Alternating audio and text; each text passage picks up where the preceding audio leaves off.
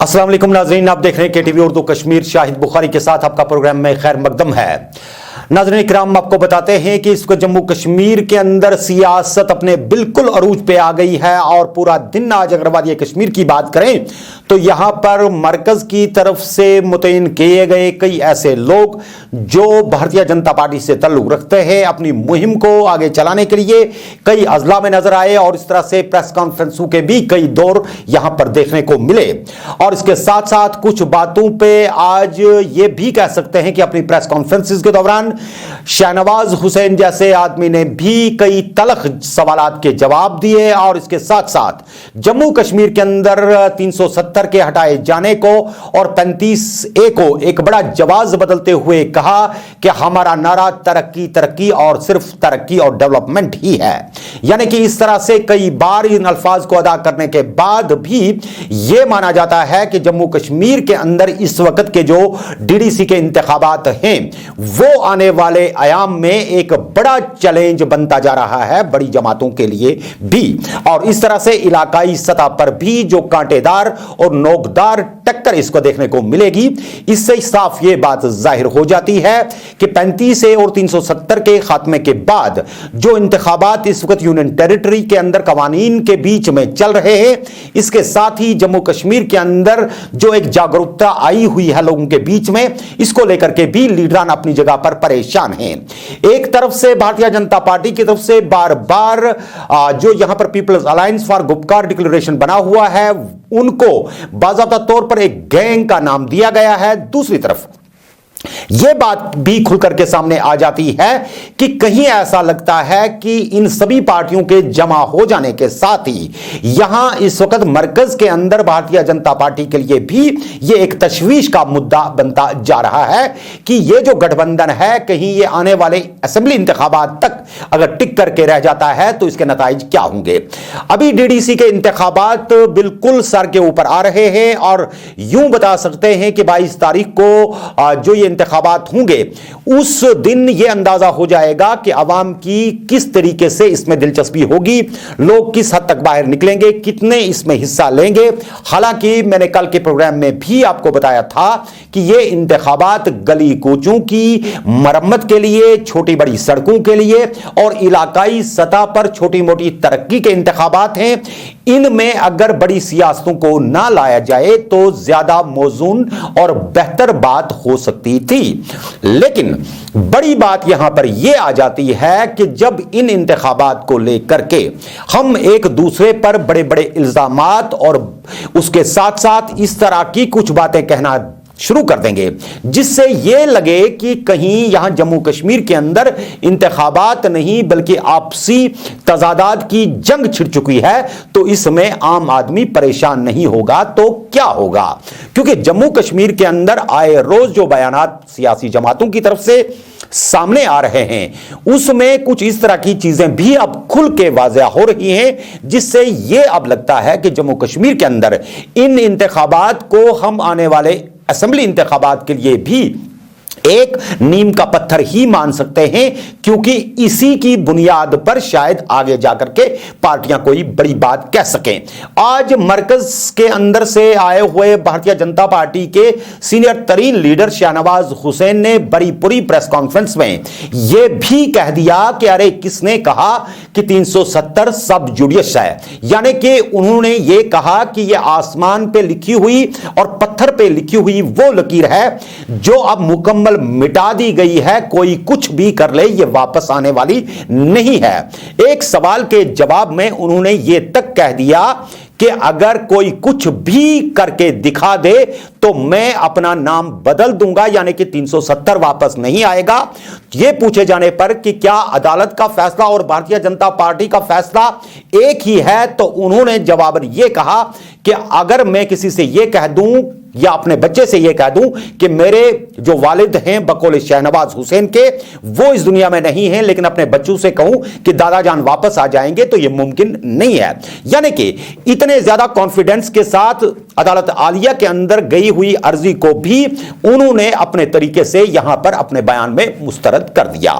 अब यहां जो इस वक्त गुपकार अलायंस के लोग हैं वो ये मानते हैं कि किसी भी तरीके से सुप्रीम कोर्ट के अंदर जब इस केस की सुनवाई होगी तो किसी ना किसी तरीके से वो इस केस को जीत जाएंगे, क्योंकि बकौले गुपकार के अंदर मौजूद उन लोगों के जो अदालत आलिया के बीच में इस केस की पैरवी कर रहे हैं, उनका मानना है कि उनका केस इंतहाई मजबूत है और मरकज की तरफ से लिया गया फैसला गैर मौजून और गैर मौका है।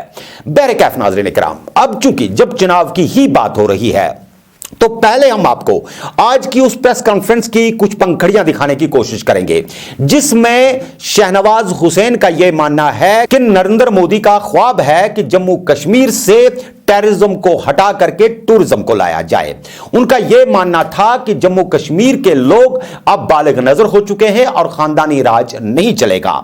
इस तरीके से उन्होंने अपने आप में एक और यहां पर मामला खड़ा कर दिया कि अगर सियासतदान मिलके आपस में किसी दौर में चले हैं तो वो बिल्कुल ठीक ठाक हैं, लेकिन जब वो हट जाते हैं तो उसके पीछे उनका यह मानना था कि अगर आपका कोई अच्छा दोस्त है और दोस्ती करके चलता है और आपके ही असूलों की पैरवी करके चल रहा है, तब तक सही मानों में वो दोस्त गर्दाना जा सकता है। लेकिन अगर वो मंशियात की स्मगलिंग शुरू कर दे तो कल की तारीख में आप उसे दोस्त नहीं कहेंगे। यानी कि एक हिसाब से उनका यह मानना था कि जब तक पीडीपी और नेशनल कॉन्फ्रेंस और दीगर जमातें भारतीय जनता पार्टी के असूलों के तहत यहां जम्मू कश्मीर के अंदर चल रही थी, तब तक वो पार्टियां काबिल कबूल थी। लेकिन अब वो ऐसे जराइम में मुलविस हो गए हैं, तब शायद खानदान नहीं देखे जा रहे थे, तब खानदानी शायद हुकूमतें नहीं देखी जा रही थी, लेकिन बकौले उनके अब कुछ इस तरह की चीजें भी देखनी पड़ती हैं जो बदलते हुए वक्त के तकाजे के साथ इस वक्त आगे मुल्क को कौम को चला सकती हैं। क्या कुछ सैयद शहनवाज ने कहा, आइए आपको दिखाते हैं। जब कश्मीर से कन्याकुमारी तक एक है, धारा 370 खत्म हुई, उसके बाद पहली बार घाटी में आने का मौका मिला है। आबो हवा बदली बदली सी नजर आती, अब आबो हवा में डेवलपमेंट की खुशबू आ रही है। यहाँ की आवाम की हमें फिक्र है। जम्मू कश्मीर की आवाम से भारतीय जनता पार्टी मोहब्बत करती है। हम चाहते हैं कि जिस तरह देश में डेवलपमेंट हो रहा है, जिस तरह आंध्र प्रदेश में, बिहार में, यूपी में, गुजरात में डेवलपमेंट हो रहा है, उसी तरह का विकास और डेवलपमेंट, तरक्की जम्मू कश्मीर के लोगों का भी हक है और हमारे लिए फरीज़ा है कि हम डेवलपमेंट करें। जम्मू कश्मीर की आवाम को डेवलपमेंट से कोई रोक नहीं सकता। पहले जो हुकूमत रही है वो सिर्फ अपना और अपने परिवार का, पहले एनसी और पीडीपी के नेताओं से पूछा जाता था कि आपने क्या डेवलपमेंट किया, तो उन्होंने कहा देखिए हमारे रिश्तेदारों का कितना बड़ा बड़ा मकान है, हमारे बच्चे कितनी तरक्की कर रहे हैं, हम मुख्यमंत्री थे, हमारे बच्चे भी हो गए हैं, लेकिन किसी गरीब के कश्मीरी बच्चों की फिक्र उन्होंने नहीं की। वो ये मानते हैं कि अपने फैमिली का और अपने परिवार का, अपने रिश्तेदारों का भला करना कश्मीर का भला हो गया। हम परिवारवाद के खिलाफ लोग हैं। हमने बिहार में चुनाव लड़ा, एक भी नेता के बेटा बेटी को टिकट नहीं दिया। मैं भारतीय जनता पार्टी का जो पार्लियामेंट्री बोर्ड है, सेंट्रल इलेक्शन कमेटी जो उम्मीदवार तय करता है, उसके अंदर भी मैं सदस्य हूँ, जो 10 लोगों की कमेटी। और मैंने देखा है कि हम परिवारवाद के खिलाफ हैं। इसलिए हमारी कथनी और करनी एक है, जो हम बोलते हैं वो करते हैं। अगर हमने कहा कि कुछ परिवार के लोग, आज जितनी भी पार्टियां जम्मू कश्मीर के अंदर हैं, वो कोई ना कोई उनके वालिद या उनके दादा MP, MLA, minister, chief minister रहे हैं, इसलिए वो हैं। आम कश्मीरी को आगे बढ़ने का मौका उन्होंने नहीं दिया, हम मौका देंगे। नरेंद्र मोदी जी का कमिटमेंट है कि जम्मू कश्मीर की आवाम पर हम खास तौर पर ध्यान देंगे। जम्मू कश्मीर की आवाम के हाथ में हम कलम दे रहे हैं और उनसे कह रहे हैं कि आप अपने कलम से अपनी तकदीर लिखिए, यानी अपने वोट से लिखिए। धारा 370 खत्म हो गई। जिस तरह हम ये मानते हैं कि किसी की मौत होने के बाद वो कब्र से जिंदा नहीं लौटता, धारा 370 कभी नहीं लौटेगी। ये बात एकदम सही है, इसमें कोई शक की गुंजाइश नहीं है। जो गुपकार गैंग है, गैंग तो हमारे यहाँ बिहार झारखंड में वासेपुर गैंग देखा होगा आपने, वो गैंग ऑफ वासेपुर।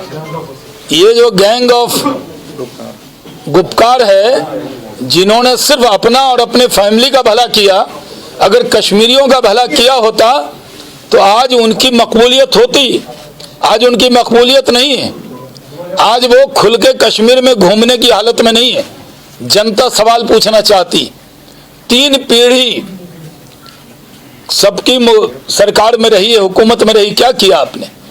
इसलिए मैं आपके सवाल के जवाब से पहले ही कह दूं, जो ख्वाब दिखा रही हैं महबूबा, जो ख्वाब दिखा रहे हैं फारूक अब्दुल्ला, वो ख्वाब पूरे होने वाले नहीं हैं। मान लीजिए मेरे वालिद का इंतकाल हो गया और मैं अपने बच्चे को कहूँ बेटा दादा आएंगे, तो दादा नहीं आएंगे। कोई कब्र से जिंदा नहीं होता। 370 भी दफना दिया गया है, अब ये कभी नहीं लौटेगा।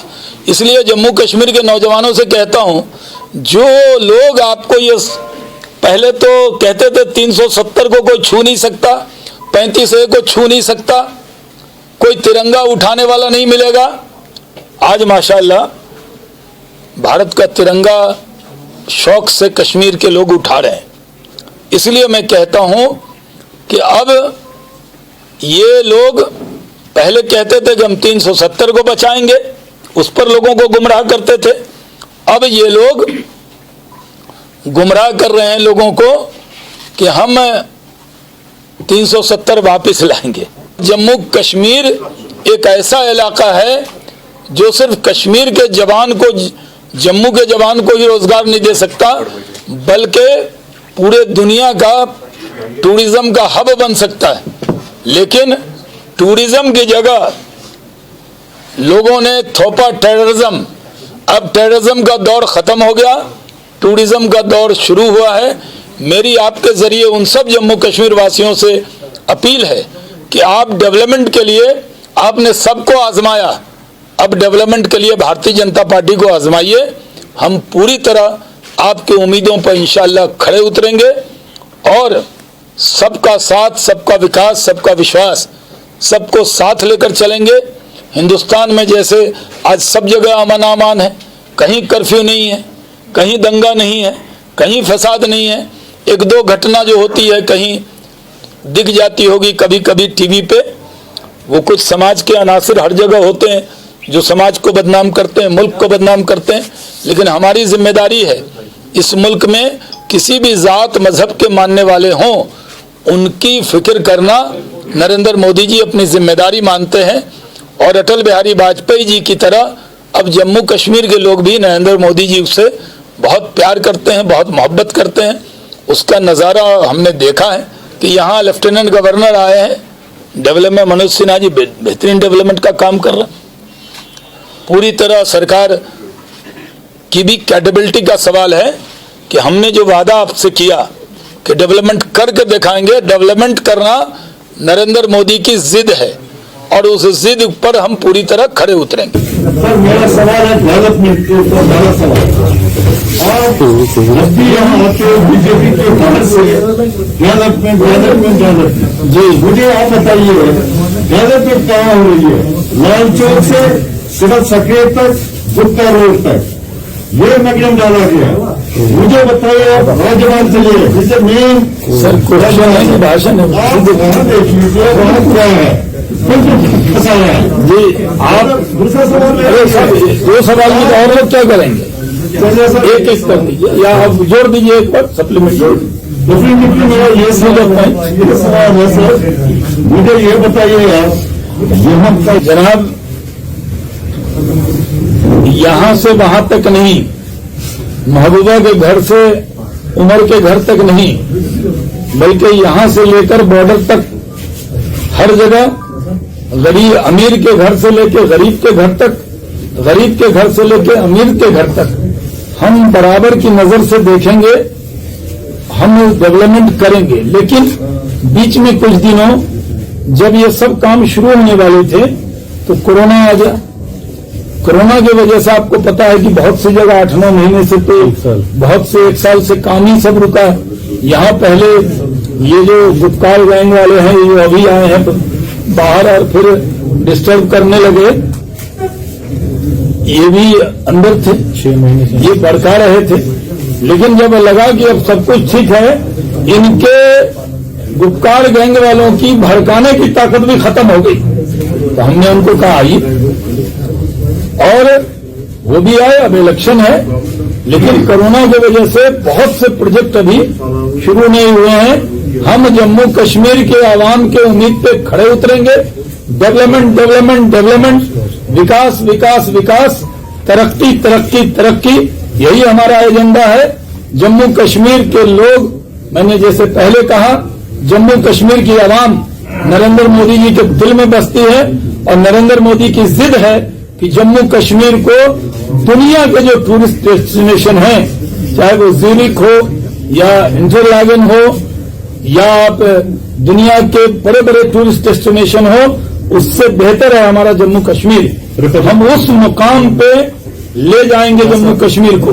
ये हम पैमाना जो है, पैमाना ये नहीं रखेंगे कि कोई अलग मुकाबला करें कि साहब दार्जिलिंग जैसा बनाएंगे, वहां बनाएंगे। हम पैमाना रखेंगे कि दुनिया में टूरिज्म जम्मू कश्मीर से ज्यादा कहीं नहीं हो। टेररिज्म को मात दिया है, टूरिज्म को आगे बढ़ाएंगे। नहीं, देखिए, हम लोगों ने पहले ही कहा कि सारे कानून लागू हो गए। जहां तक फॉरेस्ट एक्ट है वो भी अब लागू हो गया, क्योंकि ये सवाल अगर 4 दिन पहले आता तो जरूर सवाल बनता।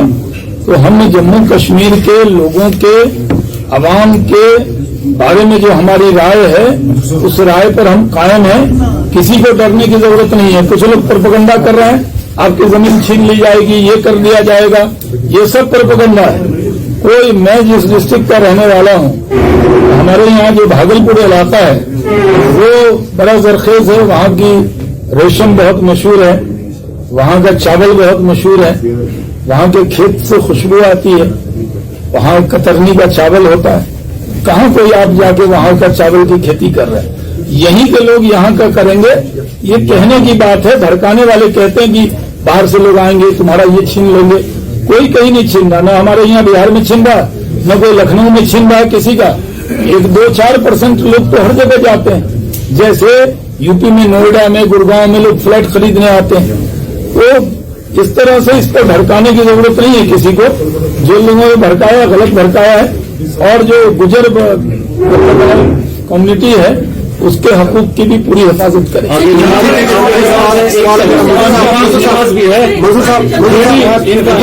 ईडीसी कोल में मैं कमल खिलाने आया। मेरी मिसाल है कि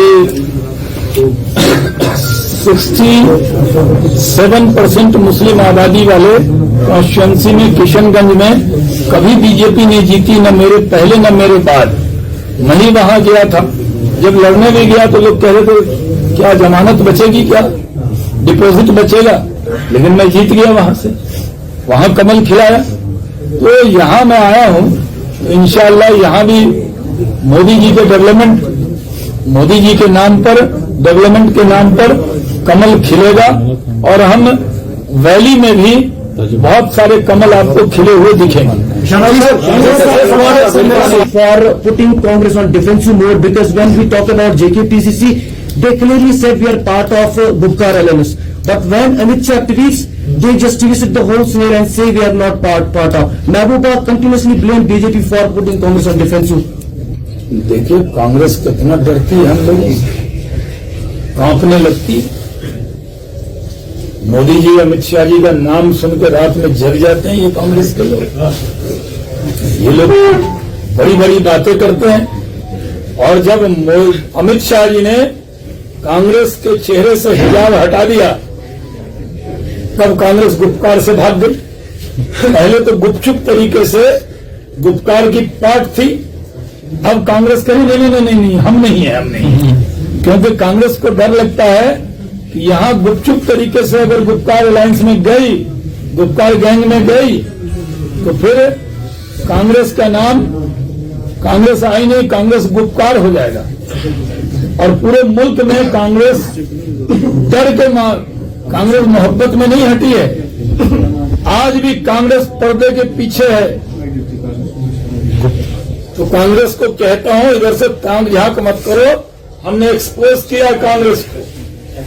इधर चिलमन से हम झांकें, उधर चिलमन से तुम झांको, लगा दो आग चिलमन को, न हम झांके न तुम झांको। आपने सबको मौका दिया है, ये लोग जो आपको वरगला रहे हैं 370 हम वापस लाएंगे, ये झूठ बोल रहे हैं। एकदम यकीन कीजिए, मैं हाजी भी हूं, हजरत नसीरुद्दीन चिराग दहलवी के खानदान से निस्बत रखता हूं। मैं पूरी जिम्मेदारी से खुदा को हाजिर नाजिर मानकर कहता हूं कि 370 वापस कभी नहीं आएगा। ये जो कह रहे हैं ये गलत कह रहे हैं। मैं जम्मू कश्मीर की आवाम को, खासकर नौजवानों को कहना चाहता हूं, हम भी नौजवान हैं। हिंदुस्तान की सियासत में सबसे कम उम्र में कैबिनेट मंत्री बनने का रिकॉर्ड मेरे ही नाम है। मैं किसी, और मैंने डॉक्टर करण सिंह का, आपने अभी फरमाया बीजेपी का पूरा ये नेगेटिव है कि 370 को हटाया गया, उसको लोगों ने यहाँ एक्सेप्ट किया, ये आपका कहना है? जी एक्सेप्ट कर लिया। अगर इस इलेक्शन में बीजेपी की हार हो जाती है, क्या आप ये समझे कि लोगों ने 370 का जो फैसला था वो नहीं माना है? क्या इसे रेफरेंडम के तौर पर मान सकते हैं जैसे कई लोग कहते हैं? नहीं, ये कोई रेफरेंडम नहीं है, ये लोकल बॉडी चुनाव है। ये गांव का विकास, मोहल्ले का विकास, ये देश के विकास पे नहीं है। जो पाकिस्तान समर्थक लोग हैं जो चुनाव होने नहीं देना चाहते, सबसे बड़ी बात तो ये है कि जो लोग 370 के नाम पर कुछ भी मानने को तैयार नहीं थे, आखिर महबूबा लड़ रही ना चुनाव, तो एक्सेप्ट किया ना। 370 खत्म होने के बाद चुनाव में आई, फारूक अब्दुल्ला साहब ने एक्सेप्ट किया ना कि 370 खत्म हो गया, नया कानून और चुनाव, नए कानून में चुनाव में आए। तो ये जो गुपकार गैंग है उसने भी मान लिया है कि 370 खत्म हो गया, और लोगों को बरगलाने के लिए वो तरह तरह का बयान दे रहे हैं। कभी फारूक साहब भारत माता की जय, कभी भजन कीर्तन भी गा लेते हैं दिल्ली में एकदम मस्ती से, देखा होगा आपने वीडियो। और यहाँ पे आके दिल्ली में जबान कुछ, कश्मीर में जबान कुछ।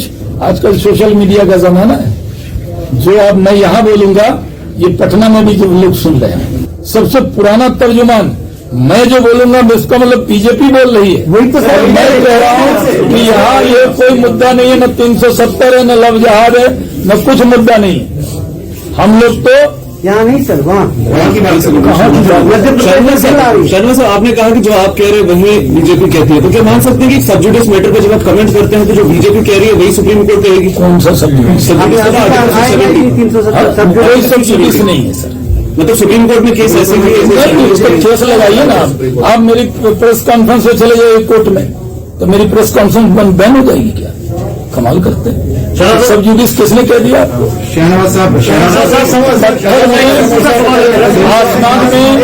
आसमान में लिखी हुई इबारत दिख रही है कि जम्मू कश्मीर हिंदुस्तान का अभिन्न अंग है, और यहाँ वही कानून है जो सब जगह है। और 370 दुनिया की कोई ताकत 370 को वापस नहीं ला सकती। पर आपको अभी भी अफसोस है? फैसला नंबर 1, जब मुफ्ती मोहम्मद सईद का इंतकाल हुआ उसके बाद कुछ महीने लगे बीजेपी की तरफ से वर्कआउट करने के लिए पीडीपी के साथ अलायंस हो जाए, क्या अब हम माजी में नहीं जाएंगे? क्या बीजेपी को पछतावा है कि उस वक्त पीडीपी के साथ नहीं जाना चाहिए था, ताकि आज लोग एतबार करते कि वाकई ये लोग जो गुपकार को मुख्तलिफ नामों से आजकल गिनाते हैं, सही है गलत है? छोड़ो कल की बातें, कल की बात पुरानी। नए दौर में मोदी के साथ लिखेंगे कश्मीर में नई कहानी। जी हां नाज़रीन किराम, जहां इस वक्त हमने आपको शहनवाज हुसैन की ये प्रेस कॉन्फ्रेंस दिखाई जिन्होंने ये कहा कि वो जम्मू कश्मीर के अंदर रहेंगे और भारतीय जनता पार्टी के अंदर उनकी बात पूरी भारतीय जनता पार्टी की बात है, चूंकि वो नेशनल स्पोक्स पर्सन है पार्टी के, और जो वो कहेंगे वही होगा और जो वो नहीं कहेंगे वो मुमकिन नहीं हो पाएगा। उन्होंने कहा कि वो बार बार यहां कश्मीर के लोगों से मिलते रहेंगे और इंतखाबात के दौरान चूंकि वो जम्मू कश्मीर के लिए, कश्मीर खित्ते के लिए मुकम्मल तौर पर इंचार्ज हैं, तो लोगों के बीच में ही रहेंगे और मुलाकातें होती रहेंगी। बैरकैफ दूसरी तरफ से आपको यह बात भी बताए देते हैं कि गुपकार के अंदर मौजूद लीडरान ने अपनी अपनी जगह पर अब बड़े बड़े कन्वेंशन और बड़ी बड़ी मीटिंग्स का सिलसिला शुरू कर दिया है और इस तरह से लोगों से यह कहा जाता है कि अगर सही मानों में उन्हें भारतीय जनता पार्टी को इस वक्त जम्मू कश्मीर के मसले के हवाले से 35A के हवाले से 370 के हवाले से उनकी मुदाखलतों और आईन मुखालिफ कार्रवाइयों के हवाले से दूर रखना है, तो उन्हें गुपकार अलायंस को कामयाब करना होगा। इस हवाले से हर एक हल्का इंतखाब में इस वक्त उनके उम्मीदवार मुकम्मल कोशिश कर रहे हैं कि किसी ना किसी तरीके से वो इस मौके को जीत जाएं और मुकम्मल तरीके पर मुल्क को यह दिखाएं कि कश्मीर के अंदर लोग चाहे कुछ भी कहें या कोई भी पार्टी कुछ भी कहे, जो फैसला आएगा वही फैसला एक रेफरेंडम के तौर पर होगा कि 35A के हवाले से जो खामोशियां छाई हुई थी, उन खामोशियों का जवाब जो है वो वोट के जरिए सभी लोगों को मिल जाएगा। लेकिन अब सवाल खड़ा होता है कि अगर हम इस वक्त यहां पर अपनी पार्टी को देखते हैं तो उनका मौकफ बिल्कुल अलग है। वो भी कहते हैं कि अगर अदालत आलिया की तरफ से 35 से 370 आता है तो वो उसे गले लगा लेंगे, लेकिन उनका भी यह मानना है कि जमीनात के हवाले से, नौकरियों के हवाले से, दीगर कवानीन के हवाले से वो जम्मू कश्मीर के अवाम के साथ हैं और जो इत्तेहाद बना है अगर वो इंतखाबात में आए हैं तो वो उनके साथ हैं। लेकिन क्या इंतखाबात लड़ते वक्त अब जो आए रोज इसमें अगले 5-6 दिन के अंदर अंदर जो सियासी जोश नजर आएगा उसमें जो मुखालिफतों का सिलसिला है वो तूल पर करता चला जाएगा। और इस तरह से आपको याद होगा कि पीडीपी के टुकड़े होने के बाद और उसके बाद जो इस वक्त कई जमातों में एक बिखार सा आ गया, उस बिखरने के बाद जो लोग निकले वो अपनी पार्टी के अंदर चले गए। गो इसमें भी रिवायती सियासतदान ही कहीं पर एतमाद साजी पैदा करने के हवाले से, आईन को लोगों के सामने रखने के हवाले से, नया एजेंडा लेकर के सामने आने के हवाले से मौजूद हैं। क्या कुछ उनकी कारकर्दगी होगी, किस तरीके से वो कितनी सीटों पर कब्जा करेंगे, यह आने वाला वक्त बताएगा, क्योंकि यह मामला किसी टीवी चैनल के जरिए, किसी पार्टी के एजेंडे के जरिए तब तक वाज़ेह होकर के सामने नहीं आ सकता जब तक ना लोग अपना कीमती वोट दे करके उन्हें इस जगह तक पहुंचाएं जहां पर वो फैसला साजी के मकाम पर पहुंच करके अपनी बात को सामने रख सकें।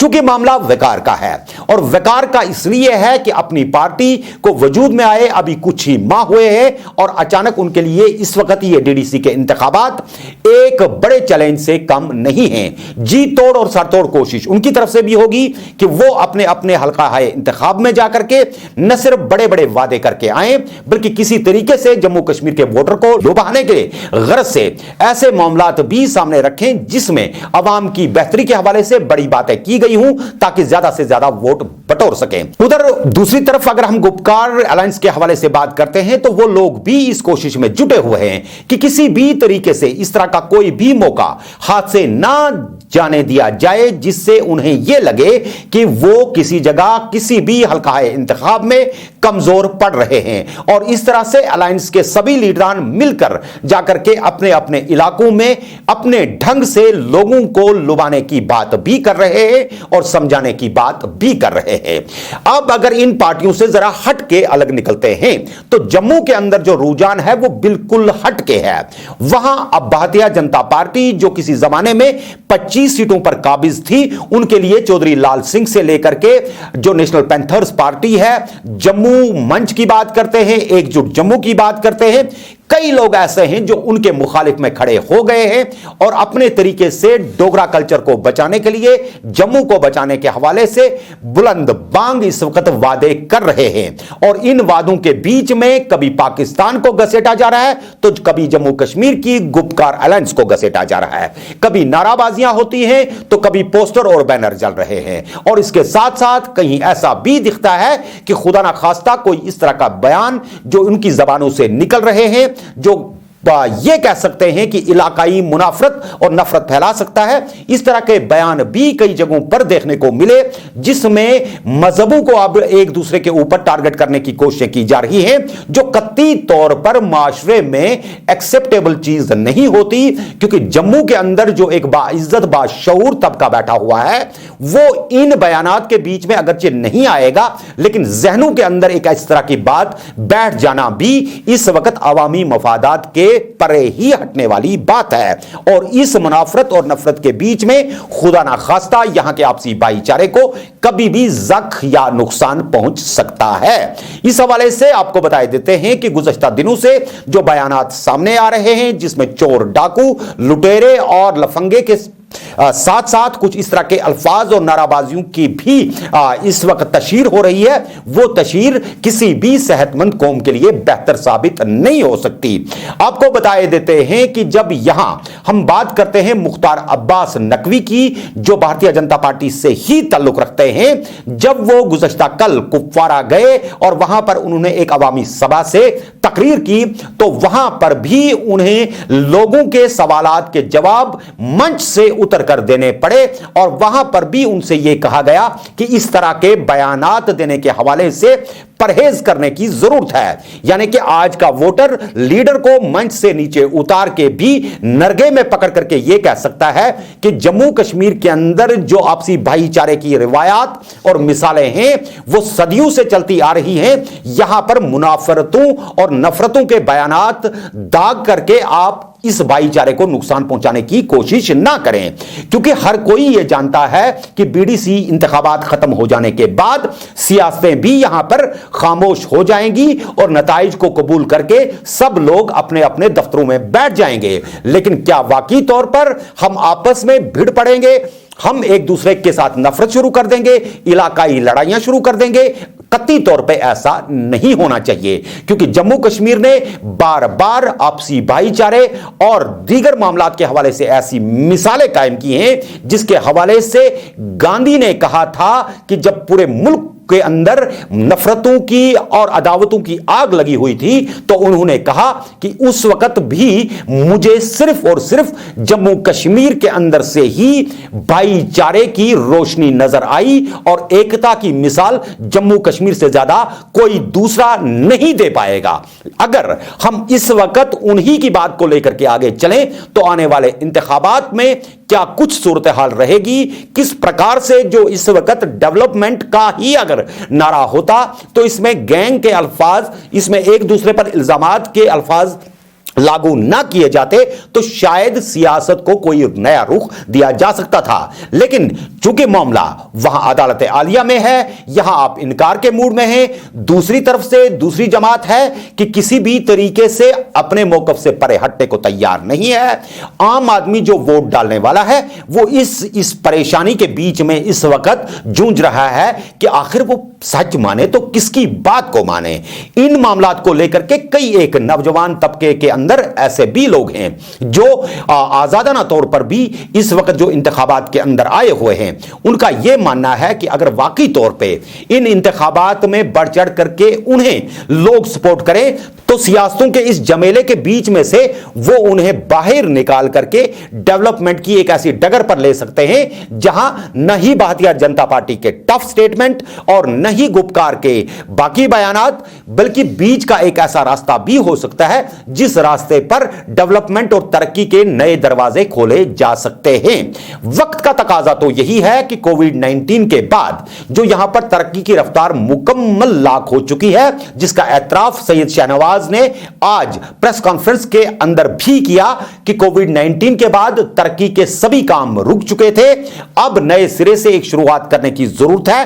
तरक्की जरूर होगी, लेकिन यह तरक्की तभी मुमकिन हो सकती है जब यहां भाईचारे, अमन और अमान, प्यार, मोहब्बत मोहब्बत के साथ रह करके सूरत हाल को एक ऐसी नजर के साथ आगे चलाया जाए जिस नजर में हिंदू, मुस्लिम, सिख, ईसाई, बौद्ध जितने भी तबके हैं उन सभी को एक साथ चला करके हम कोई नए मुआशरे की तामीर की बात कर सकें, जिसमें यहां का जवान महफूज हो, जिसमें जिंदगियां महफूज हों, जिसमें यहां के बच्चों का मुस्तकबिल महफूज हो, जहां पर गुज्जर ना रहे बल्कि वो भी समाज का एक हिस्सा गर्दाना जाए, जहां पर दलित की अलग से बात ना की जाए, जहां कश्मीरियों को नफरत से नहीं बल्कि गले लगाने की जरूरत है, बल्कि इसके साथ साथ यह भी कहें कि लोगों के अंदर जो इस वक्त एक एतमाद की कमी पैदा हो गई है उस एतमाद को दोबारा बहाल करके एक नए कल की शुरुआत की जा सकती है। शर्त सिर्फ यही है कि हम नफरतों की दीवारों को गिरा करके यहां मोहब्बत के फूल खिलाएं, चाहे अब आप कमल खिलाने आए हो